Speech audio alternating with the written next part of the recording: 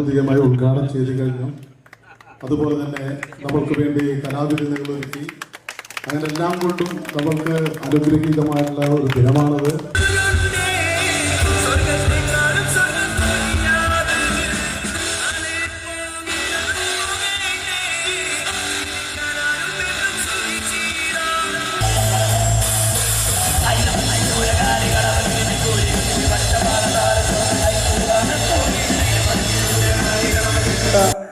MLA ഇവിടെ fund തന്ന് നമുക്ക് ഇത്തരത്തിലുള്ള നല്ല രീതിയിലുള്ള ഒരു ഓപ്പൺ സ്റ്റേജും ജിമ്മും സാധ്യമാക്കി തന്നത്.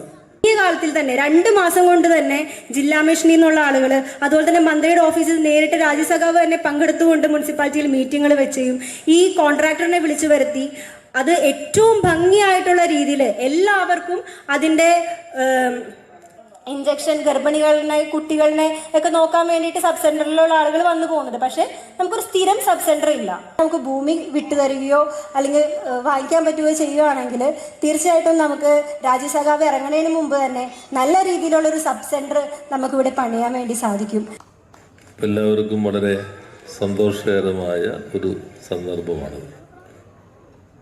അപ്പോൾ ഈ ഓപ്പൺ ജിമ്മിൻ്റെയും ഈ സ്റ്റേജിൻ്റെയും ഉദ്ഘാടനം നിർവഹിച്ചായി ആദ്യം തന്നെ പ്രഖ്യാപിക്കുക.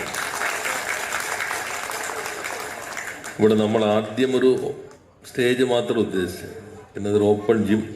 ഇപ്പോൾ 39 ലക്ഷം രൂപയാണ് MLA ഫണ്ടിൽ നിന്ന് ഇതിനു വേണ്ടി മാറ്റിവെച്ചത്. എല്ലാവർക്കും സന്തോഷമായിട്ടുണ്ടോ?